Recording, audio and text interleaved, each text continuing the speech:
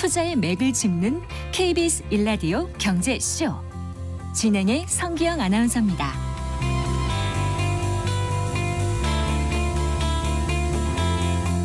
최근 블룸버그 통신에 따르면은 중국 내 내수 부진으로 기업들의 실적이 하락하면서 손을 털고 나가는 외국 파트너들이 늘어나고 있다고 하네요. 여기에 또 중국 기업들의 미래가 한층 불확실해지면서 중국 경제 들이운 먹구름이 한층 짙어지고 있다, 이렇게 전망하고 있던데요. 또 반면에 미국의 견제에도 불구하고 반도체라든가 2차 전지 산업에서는 수출 실적이 늘어나고 있다고 합니다. 자, 중국의 경제 상황이 어떤지 짚어보고요.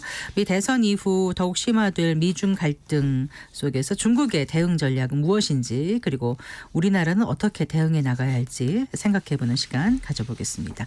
전병서 중국경제금융연구소장 스튜디오에 모셨습니다. 반갑습니다. 안녕하십니까? 안녕하세요. 어서 나오십시오. 자, 26일이었던가요? 그 중국 초저가 전자 상거래 기업 테무를 거느린 핀두어더죠. 네, 핀두어더 홀딩스 경영진이 이제 2분기 실적 발표를 했는데 거기서 이제 앞으로 매출 압박이 불가피하다, 이런 얘기를 꺼내면서 주가가 그 당일인가요? 30% 가까이 급락했다면서요. 28.51%인가 그렇게요. 이걸 두고 이제 블룸버그 통신에서는 중국 소비의 마지막 남은 희망이 빠르게 사라지고 있다, 이러면서 중국 경제의 적신호 중 하나란 분석이 나오고 있는데 제가 너무 길게 여쭤봤습니다. 어떻게 보십니까, 소장님? 뭐 중국의 소비 부진을 핀두어더로 설명할 수는 없고요. 네. 이것은 아마도 이제 방금 그 엔비디아하고 같은 현상. 네. 그래서 실적 폭등 기업의 저주가 있었던 것 같아요. 그리고 또 하나 이제 나쁜 것은 그 실적이 좋은 기업들이 보면 CEO들이 조금 오버를 하는 경향이 있죠. 어떻게요? 그래서 지금 핀두어더 같은 경우는 네. 그 앨런 머스크가 했던 것과 같은 실수, 설화 사건이 있었던 것 같아요. 그래서 지금 매출액이 131% 늘었고 순이익이 275% 늘어난 기업이 네. 이게 뭐 문제가 있냐 그러는데, 당연히 경영자들이라고 하면 이런 정도 실적 나면 다음 분기나 그 다음 분은 실적이 좀 떨어질 거예요라고 얘기를 이제 당연히 하는 거죠. 근데 이제 그 얘기를 조금 이제 시리어스 하는데 거기에 제가 볼 때는 아주 나쁜 시그널을 두 개를 준 것 같아. 하나는 네. 첫 번째는 우리는 단기 이익 이거 신경 안 쓰고 네. 장기 이익에 포커스해서 투자 왕창 해버리겠다. 그러니까 단계적인 희생과 잠재적 수익 하락을 받아들일 준비가 있다, 이렇게 그렇죠. 표현을 했어요. 그래서 이제 그렇게 되면 투자가들 입장에서는 내 돈 어떻게 하라는 거냐 하는 문제가 하나 있고 네. 두 번째는 돈을 이렇게 많이 벌었는데 배당이나 자사주 매입은 생각한 적이 없다. 고려하지 않고 있다. 그래서 네. 미국의 투자가들은 뭐 실제로 미국 보면 주가 올라가는 것의 70%가 자사주 매입 때문에 가는 건데 네. 네. 그게 이제 뭐 투자가들 입장에서는 이거 이렇게 이익 많이 내면서 이런 이제 태도를 가진 기업, 이거는 우리가 돈줄레로 간다는 것처럼 혼내야 된다. 그게 이제 간 것 같고 네. 과거에도 보면 앨런 머스크가 2020년인가요? 네. 그때 보면 이익이 너무 이제 많이 났을 때 그때 앨런 머스크 우리 주가 왜 이렇게 올라가는지 모르겠다. 우리 주가가, 테슬라 주가가 너무 높다, 이런 뉘앙스를 얘기를 그러면서 했죠. 주가 폭락시켰죠. 아, 참. 그래서 지금 같은 경우는 이제 그런 네. 쪽으로 보여지고 이게 지금 뭐 예측치만 다르지만 그 예상치로 보면 금년도 매출액 62, 내년도 28%, 순이익 42%, 36%. 그 정도 이제 핀두어더는 이익이 늘어난 걸로 보는 것 같아요. 네. 근데 이런 정도 늘어난다고 그러면 이건 뭐 엄청난 호황이죠. 그런데 그것 때문에 이게 뭐 그 핀두어더 같은 경우는 중국의 전자상거래 중에서도 3등하는 회사, 시장 점유율만 10% 뭐 그 내외 정도. 네. 그래서 그 마이너리티를 갖고 얘기하는 건 좀 어렵고요. 그래서 이게 무슨 시그널이다 얘기하는 건 좀 오바입니다. 그럼 블룸버그 통신도 오버했다, 이렇게 생각하신다고요? 그래서 이걸 이제 핀두어더가 그러면 상식선에서 이게 2분기에 매출액이 130% 늘었다 그러면 중국의 내수가 무지 좋아야 되는 거죠. 네. 근데 내수가 나쁘다는 얘기 말이 앞뒤가 안 맞죠. 그래서 이제 그거는 부분을 갖고 전체를 이제 확대해서 가는 경강부회하는 거고, 네. 중국의 내수가 이게 소비가 2%대로 떨어졌는데 이거는 최근 이제 한 10년 중에서 가장 낮은 성장이에요. 마이너스는 아니지만. 네. 그래서 이제 내수가 좋지 않다는 얘기고, 이걸 지금 빈도도하고 같이 비교한다는 것은 이건 말이 안 된다. 일단 알겠습니다. 일단 그 소비 말씀하셨는데 이제 코로나19 이후에 지난해 깜짝 반등한 후에 올해는 좀 약세가 이어지고 있다고 이렇게 이제 알려져 있지 않습니까? 그 소비 외에 중국의 전체적인 고용 상황이라든가 소득 증가율이라든가 뭐 이런 걸 좀 살펴보면 중국 경제가 어떤지 좀 그래서 이제 기대보다 못하다. 그러고 예. 이게 이제 슬로우한 회복을 하는 건데 네. 뭐 엔비디아도 이익이 급증했지만 더 갈 거라고 이제 기대를 하는 것처럼 중국이 지금 4.7% 5% 성장이면 네. 인도 빼고는 가장 높은 성장이에요. 근데 이제 그보다 네. 더 해야 된다고 보는 것이 이제 시장의 기대인데 그걸 못 맞춘 게 있고 네. 지금 중국의 소비 투자 이제 수출 놓고 보면 투자 중에서 부동산 투자만 마이너스고 나머지들은 다 플러스로 돌아섰어요. 근데 그 그래요? 플러스 네. 폭이 네. 이게 이제 2% 3% 과거 같으면 10%뭐 이렇게 가야 되는데 네. 이게 이제 못 간 것이 이제 중국 위기론의 그 어떻게 보면 주된 이유고 네. 그리고 거기에 이제 고용이 이제 얘기가 되는데요. 네. 고용 중에서 청년 실업률을 굉장히 많이 얘기를 해요. 네. 그래서 한 13% 가다가 7월 달에 17%로 훅 올라갔어요. 네. 그래서 이제 이게 이제 엄청난 문제의 중심에 있는 건 아니야 하는 건데 이건 조금 우리가 해석을 해야 되는 것이 중국의 그 15세부터 24세까지의 청년 실업률은 17%인데 네. 24세까지로 보나요? 그렇죠. 그런데 전체 실업률은 그게 지금 5.7인가 5.2%가 그래요. 전체 실업률이요. 그렇죠. 네. 그래서 그 얘기는 뭐냐 그러면 중국 기업들이 이제 코로나 풀고 나서 빨리 공장 가동해서 수출해야 되는데 신입 사원들 뽑아 쓰기보다는 경력 사원을 많이 뽑아줬다. 숙련된. 그렇죠. 네, 그렇게 봐야 근로자들. 되고 그래서 이제 한국 언론에서는 뭐 7월달에 13%에서 17%로 훅 뛰었기 때문에 심각한 이제 청년 실업에 급증이 있었다 이렇게 해석하는데 그건 잘못된 거고요. 약간 계절적 요인 같은 것도 있을까요? 그렇습니다. 중국은 이제 그 9월 학기이기 때문에 네. 6월달에 졸업을 해요. 네. 그래서 7월달에는 이제 그 취업을 하기 전에 그 계절적인 그런 이제 실업이 있죠. 그래서 그거를 집어넣게 되면은 이게 17% 올라간 것이고 네. 아마 8월, 9월, 10월은 뭐 무조건 숫자가 떨어지는 이제 취직된 애들이 시작으로 가버리기 때문에 네. 그래서 떨어지는 걸로 보고 이번에 17%까지 올라갔다고 하는 것은 계절적인 요인. 이제 그걸로 좀 봐야 될 것 같아요. 네. 아까 그 부동산 빼놓고는 다른 분야 투자는 이제 플러스로 돌아섰다라고 말씀하셨는데 그렇다면 부동산은 지금 어떤 상황인지 조금 더 짚어봤으면 합니다. 뭐 지역마다 좀 다르긴 할 텐데요. 이 부동산 시장에 대한 부양책이 그 3중 전회 그 7월 중순에 열렸지 않습니까? 그때 나올 거를 기대했는데 이렇다 한 게 그때는 안 나왔던 것 같아요. 어떻게 그 이후에는 좀 부양책이 나왔으니까 어떻습니까? 근데 이제 거기 조금 오해가 있는 것이 예. 삼중전 회의는 네. 향후 5년의 경제 정책의 방향을 정하는 네. 회의고 네. 단기적인 경기 부양책을 논하는 회의는 아니에요. 그래서 이제 삼중전에서 부동산의 경기 부양책을 냈냐 안 냈냐는 것은 이것은 조금 이제 그 회의 성격을 잘못 보고 있는 거고. 그렇겠네요. 네. 근데 중국이 이제 말씀하신 부동산 경기의 하강, 그다음에 부동산 가격의 하락이 계속 지속이 되고 있어요. 그게 이제 소비 침체의 주된 요인인데. 그래서 중국이 연초 들어가지고 한 7가지의 경기 부양책을 냈고. 네, 네.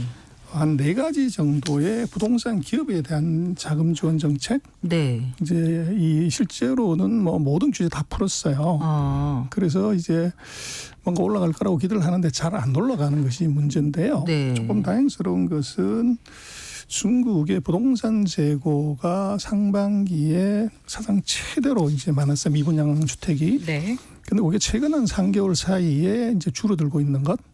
가격은 떨어지고 있지만 네. 이제 미분양 주택 소위 말하는 재고가 줄고 있다는 것이 네. 이제 약간 시그널이 있는 것 같아요. 좋은 쪽으로. 그렇죠. 네. 그리고 중국의 은행 예금이 네. 작년 7월 달에 보면 순증가가 그 전년 대비해서 한 30조 위안 정도 늘어나요. 늘었는데. 그런데 네. 그게 이제 중국 GDP가 한 120조인데요. GDP 25%가 4분의 은행으로 1이. 들어가 버린 거죠. 네, 그게 네. 이제 부동산 뭐 이제 주가 소비 부진의 주연인데 네. 요것도 지금 이제 하반기 시작됐나요? 들어서면서 네. 이 순증가가 감소하기 시작을 해요. 어디론가 지금 가고 그래서 있군요. 이제 거기에 네. 보면은 급격하지는 않은데 소위 말하는 스마트 마니들이 네. 이제 부동산이나 주식에 저가 매수를 시작했다. 이제 그렇게 해석을 할 수 있을 것 같습니다. 1주택, 2주택 대출금리 하한제 이런 것도 폐지하고 주택 공적자금 대출금리도 인하하고 이런 어떤 수요 진작 정책도 나오는 것 같고 말씀하신 것처럼 이제 부동산 기업들의 자금 지원 정책도 꾸준히 나오고 있어서 영향이 좀 있지 그래서 않나 이제 제일 싶어요. 하이라이트는 뭐냐 네. 그러면 미분양 주택을 지방 정부가 사가지고 예.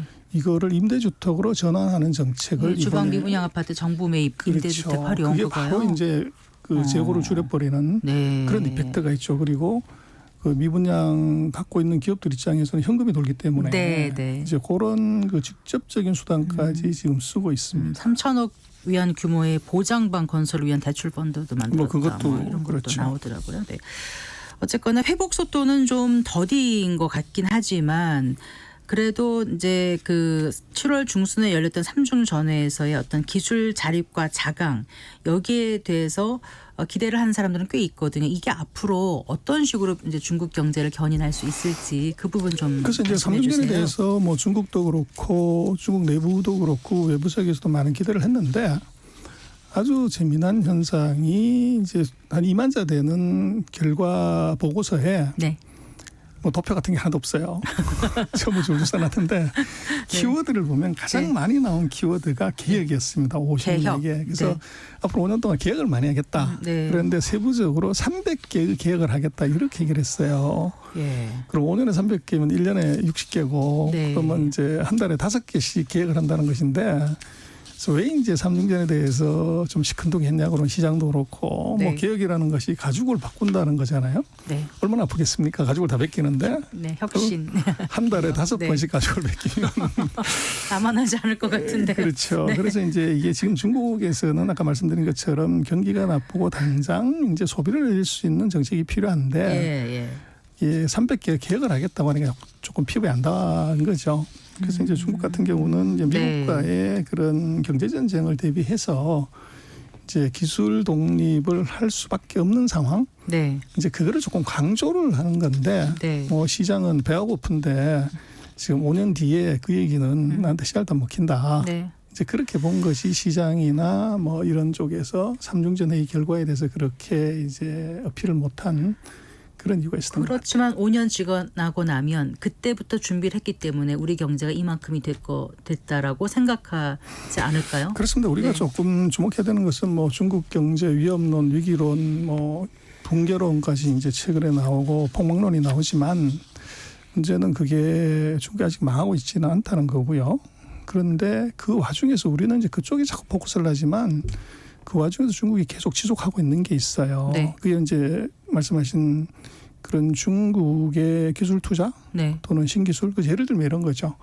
전 세계 어떤 나라도 네. 반도체에서 가장 중요한 노광 장비 네. ASML이 독점하고 있는 거 이걸 국산화하겠다는 생각은 안 해요. 그런데 중국은 이제 기술 독립을 해야 되니까 네. 감히 네. 이 ASML의 노광 장비를 국산화하겠다는 프로젝트를 강하게 밀어붙이고 네. 있고 네. 또 뭐 최근에도 그런 게 나왔지만 지금 어느 나라 기업도 방금 말씀하신 엔비디아의 네. 그 GPU 칩 네. 이걸 도전해가지고 거기에 이제 맞짱 뜨는 칩을 만들겠다. 아, 네. 이거 이제 미국 이외 다른 나라들은 감히 그런 생각을 못하죠. 네. 그런데 지금 중국의 하웨이가 네. 지금 엔비디아 칩에 뭐 버금가는 칩을 네. 이제 개발하겠다, 생산하겠다. 이제 이런 얘기를 한다는 거죠. 그래서 이게 결국은 제재의 역설이 있는 것 같아요. 그래서 미국이 강하게 제재해서 받으니까. 이제 네. 급소를 눌려서 완전히 자출시켜 버리면 괜찮은데 어설픈 데 찔려서 이게 반발심하고 어떻게 보면은 이게 그 국산화의 의지만 더 강화시키는 네. 그런 효과가 있는 것 같아요. 네. 그래서 이제 그 중국이 미국의 그 제재에서 살아남기 위한 모든 국가의 자원을 동원해서 집중해서 개발하는 것 네. 이게 이제 문제가 되는데 문제는 거기에 최대 피해자가 한국이라는 거죠. 그래서 금년도 상반기에 보면은 그 미국의 반도체 장비 회사들이 다 실적이 좋아요. 네. 그리고 중국의 반도체 장비 회사들도 실적이 너무 좋고 근데 이게 이제 중국으로 반도체 장비를 이제 팔아서 본 건데 우리나라만 반도체 대중 이제 그 수출이 이게 줄어들었어요. 그래서 얘기는 여전히 1위긴 하잖아요. 그렇죠? 아니죠. 그래서 장비는 좀 다른 문제고. 장비 다른가요? 근데 문제는 이제 다른 나라 장비들은 다 중국에서 떼돈을 벌었는데 중국 네. 수출 비중이 다 높아졌는데 우리는 낮아졌어요. 그 얘기는 뭐냐면 중국이 반도체 장비 국산화를 강하게 밀어붙였고 네. 근데 그게 이제 중국 기업들이 방금 올라오니까 중국 네. 기업들이 미국이나 네덜란드나 일본 장비는 대체할 수 없지만 네. 그보다 그레이드가 떨어지는 한국 한국 장비는 거는 바로 대체해버린 거죠. 그래서 우리가 지금 중국이 저런 이제 그 미중의 경쟁 과정에서 기술 국산화, 장비 국산화, 제품 국산화에 네. 이제 우리가 타격을 크게 받을 수 있는 리스크가 존재를 해요. 그러니까 미국이 중국을 견제하면 우리는 약간 반사이익을 얻을 것이라고 생각했는데 그렇지 않을 가능성도 꽤 열려 있는 그게 거네요. 이미 반도체 장비에서 보여주는 거죠. 그렇군요. 근데 이제 대선을 앞두고 있어서 근데 누가 되든 미 대선 이후에 미국은 이제 국익을 생각하면 대중 견제를 계속할 거고 그러다 보면 중국과의 갈등은 계속 커질 거고 지금 반도체를 말씀하시면은 이제 중국 같은 경우 반도체 굴기, 자강 이걸 위해서 계속 노력해 갈 테고 그 사이에 우리는 고래 싸움에 끼었다고 하긴 좀 그렇고 샌드위치 상황이 되지 않을까 이런 우려가 벌써부터 나오고 있지 않습니까? 있습니다. 네, 거기에 대해서 어떻게 준비를 해야 될지를 좀 이제 생각을 해봐야 될 것 같아요. 네. 그래서 뭐 미국 같은 경우는 말씀하신 둘 다 이제 해리스든 트럼프든 중국에 대한 견제는 이미 공언한 거지만 네. 전략과 방법이 달라요. 그래서 트럼프 같은 경우는 다시 이제 무역으로 압박을 넣겠다는 얘기고 네. 해리스 같은 경우는 바이든 했던 것처럼 기술 압박을 계속하겠다는 건데 네. 이제 그런 상황이면 우리로서는 이제 무역의 압박을 넣고 무역의 보복 관세를 넣게 때리면 우리한테는 이제 도움이 될 수 있어요.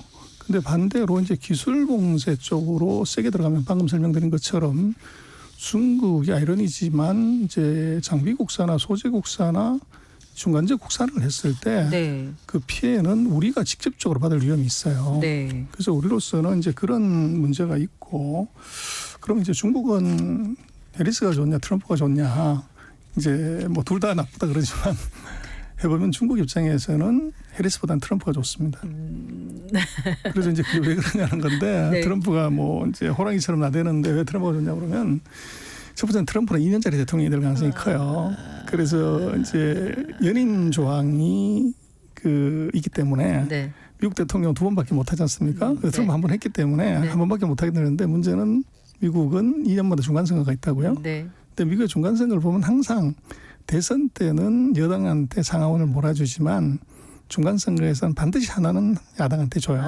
네. 그렇게 되면 지금 한국의 상황과 비슷한 상황이 벌어지게 되죠. 그렇게 네. 되면 중국으로서는 시간을 벌 수 있는 이제 그게 있고 네. 그리고 이제 강대치를 하게 되면 네. 시진핑의 정치적 입지가 굉장히 강해질 수 있어요. 네. 그래서 그렇게 놓고 미국 입장에서는 뭐 둘 다 공격한다고 하지만 네. 중국의 입장에서는 해리스보다는 트럼프 쪽이 내심 이제 뭐 절대 표시는 안 하죠. 누가 네. 될지 모르니까 뭐 그런 저간의 상황을 보면 해리스보다는 트럼프의 선호가 좀 높을 거다 그렇게 볼 수 있을 것 네, 같습니다. 그러니까 누가 되는 건 우리가 결정할 수 있는 게 아니고 미국 국민들도 아직 모르고 있는 상황인데 어떤 지도가 펼쳐지든 간에 우리는 우리만의 어떤 그 경쟁력을 갖고 나가야 되지 않겠습니까? 전략도 갖고 나가야 될 것 같고요.